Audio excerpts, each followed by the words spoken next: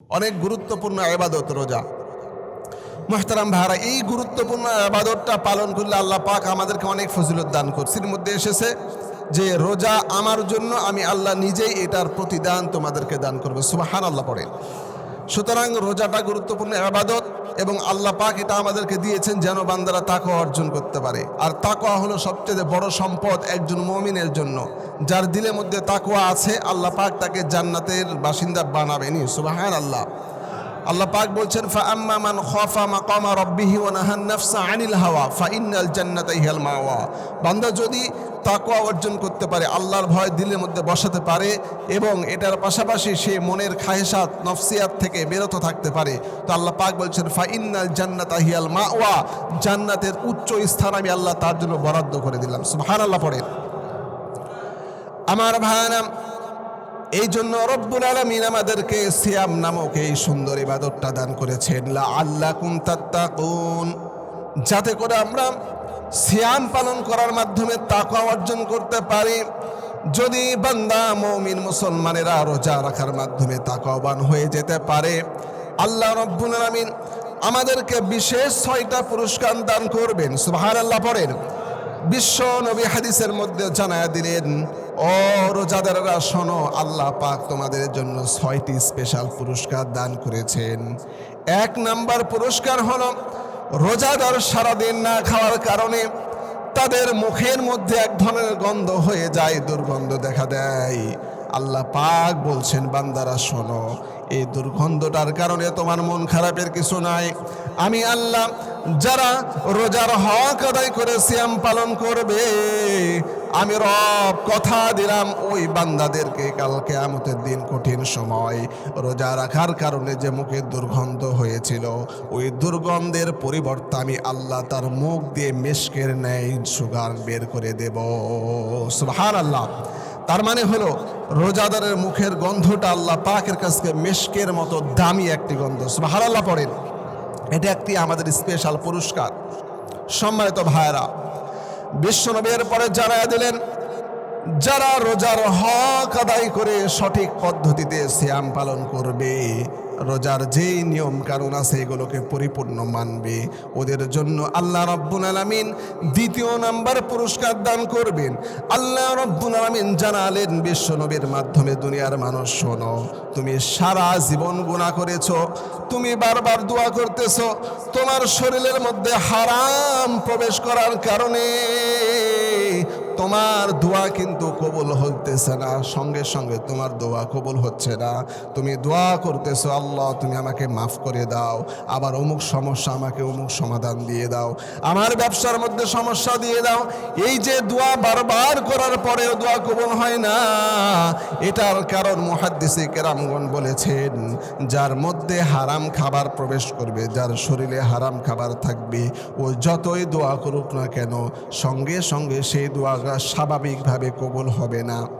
এই জন্য আল্লাহ পাক আমাদের ফজিলত দিয়েছেন, যারা সঠিক পদ্ধতিতে রোজা রাখতে পারবে, রোজার হক আদায় করে রোজা পালন করবে, ওদের জন্য আল্লাহ পাক সমুদ্রের মাছকে নির্দেশ দিয়ে দিবেন।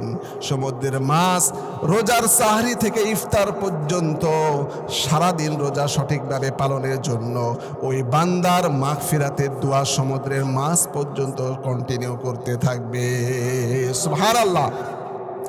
আমাদের দোয়া কবুল না হতে পারে, আমরা গুনাহগার, কিন্তু মাছ নিষ্পাপ মাখলুক, ওর কোনো গুনাহ নাই। আল্লাহ পাক অন্যান্য মাখলুকের মাধ্যমে যে দোয়াগুলো করা হয়, ফেরেশতার মাধ্যমে যে দোয়াগুলো হয়, এই দোয়াগুলো কবুল হয়। এবং হাদিসে এসেছে, সমুদ্রের মাছ ইফতার পর্যন্ত রোজাদারের জন্য মাগফিরাতের দোয়া করতে থাকে। সুবহানাল্লাহ।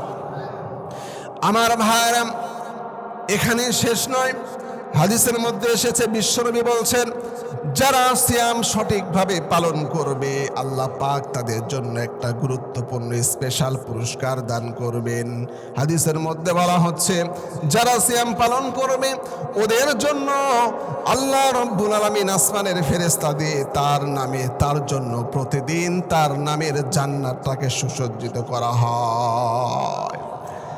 যারা সিয়াম পালন করতে পারবে, রোজা রাখতে পারবে, ওই বান্দাদের জন্য রব্বুল আলামিন জান্নাতটাকে আনন্দের সাথে ফেরেশতাদের মাধ্যমে সুসজ্জিত করে ওই বান্দার কপালের মধ্যে জান্নাত লিখে দেন। সুবহানাল্লাহ। চতুর্থ নম্বরে পুরস্কার দেওয়া হলো, আমাদের জন্য সুখবর দেওয়া হলো, যারা রমজান মাসে সিয়াম সঠিকভাবে পালন করবে, দিলের মধ্যে তাকওয়ার জন্য প্রচেষ্টা করবে, আল্লাহ রব্বুল আলামিন ওই ব্যক্তিদের জন্য শয়তানের ওয়াসওয়াসা, শয়তানের ধোঁকা থেকে দিলটাকে হেফাজত করার কারণে আল্লাহ পাক পুরা রমজান শয়তানকে বেঁধে রেখে দেন। সুবহানাল্লাহ। দেখেন, শয়তানের ধোঁকার কারণে কিন্তু আমরা আমল করতে পারি না, কিন্তু আল্লাহ পাক এই রমজান মাসে বান্দা যেন নিঃসন্দেহে শয়তানের ধোঁকা ছাড়া, ওয়াসওয়াসা ছাড়া আমল করতে পারে, এজন্য পুরা রমজান মাস কিন্তু শয়তানকে বেঁধে রাখা হয়। সুবহানাল্লাহ পড়বেন না? এখন প্রশ্ন করবেন, হুজুর তারপরে তো নামাজ পড়ি না, গুনার কাজ করি। ওই যে গতকাল আমার এক ছাত্র এই সেম প্রশ্নটা করেছে, আমি সেটাই বললাম যে আমরা যখন সাইকেল চালাই, ভ্যান চালায়, 2-4-5টা পেডেল মারার পরে যদি পেডেল মারা বন্ধ করে দেয়, তারপরে কিন্তু কন্টিনিউ কিছুক্ষণ যেতে থাকে। কথা বলেন? মোটরসাইকেলে যখন 1 গিয়ার বা 2টা গিয়ার দিয়ে একটু পিক আপ ছেড়ে দেয়, তারপরে কিছুক্ষণ যেতেই থাকে। আপনাকে আমাকে, আমরা সারা বছর শয়তানের ধোঁকা খেতে খেতে নফসটাকে শয়তান এমন বানায় ফেলেছে, এমন ওয়াসওয়াসা দিয়েছে, এই একটা মাস শয়তান না থাকলেও যারা ওই ডিপার্টমেন্টের মানুষ, ওদেরকে ওই শয়তানের 1 মাসের মানে সারা বছরের ওয়াসওয়াসাটাকে 1 মাস অটোমেটিকলি টেনে নিয়ে চলে যায়। ঠিক কিনা বলেন?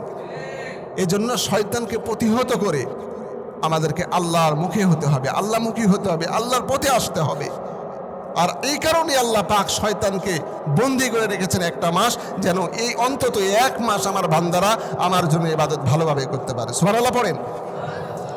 সম্মানিত ভাইরা, 5ম নম্বরে আল্লাহ পাক প্রতি রমজানের প্রতিদিন প্রতি রাত্রিতে সাহরির আগ মুহূর্তে, দ্যাট মিনস তাহাজ্জুদের সময়, অসংখ্য বান্দাদেরকে এই রমজান মাসে জাহান্নাম থেকে মুক্তি দেন, গুনাহ থেকে মাফ করে দেন। সুবহানাল্লাহ।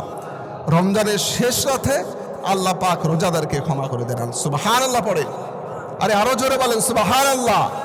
আমরা যদি সারা মাস সুন্দরভাবে রোজা রাখতে পারি, তো নিঃসন্দেহে বলা যেতে পারে আমাদের গুনাহকে আল্লাহ মাফ করে দিয়েছেন। সুবহানাল্লাহ। আমার ভাইরা, এরপরে 4র্থ নম্বরে গুরুত্বপূর্ণ বিষয় হলো, হাদিসের মধ্যে এসেছে, ইয়া বাগিয়াল খায়রি আকবিল ওয়া ইয়া বাগিয়াশ শাররি আকসির। যারা নেক আমল বেশি করতে চাও, তোমরা শোনো, আল্লাহর ফেরেশতারা তোমাদের জন্য ঘোষণা করতে থাকে, যাদের নেক আমল করার ইচ্ছা আছে, আল্লাহকে খুশি করার ইচ্ছা আছে, ওরা যেন রমজানুল মুবারকে আমলের ক্ষেত্রে বেশি বেশি আগায় যায়। আর যারা গুনার কাজ করতে চায়, গুনার দিকে অগ্রসর হতে চায়, তারাও গুনাহ করে, এতে কোনো সমস্যা নাই। রাসূল পরবর্তীতে হাদিসের মধ্যে জানায়া দিলেন যে বান্দারা রমজানুল মুবারকের মতো গুরুত্বপূর্ণ মাস পাওয়ার পরেও আমল করে আল্লাহর কাছে ক্ষমা চেয়ে তাদের জীবনের গুনাহগুলোকে মাফ করাইতে না পারে, উম্মতেরা শুনে রাখো, আমি নবী বলে দিলাম, যারা রমজান পাওয়ার পরেও নিজের গুনাহগুলো মাফ করাইতে পারে না, ওই সকল বান্দারা ধ্বংস হয়ে যাক। নাউজুবিল্লাহ পড়েন। নবী বদদুয়া করেছেন, তোমার মতো হতভাগা যারা রমজানুল মুবারকের মতো গুরুত্বপূর্ণ মাস পাওয়ার পরেও জীবনের গুনাহগুলো আল্লাহর কাছে মাপ নিতে পারো নাই, তার মানে তুমি হতভাগা, তুমি ধ্বংস হইতে আমার নবী, আমার কোনো গুরুত্ব নাই, আমার কোনো টেনশন নাই, চিন্তা নাই, যাও তুমি ধ্বংস হয়ে যাও। রমজানের মতো মাস পাইয়ে তোমার গুনাহ মাফ করাতে পারলা না। এই জন্য ফেরেশতা ঘোষণা করতে থাকে, আকবিল, আগায় আসো, নেক আমলের দিকে আগায় আসো এবং গুনাহ থেকে বেঁচে থাকার চেষ্টা করো।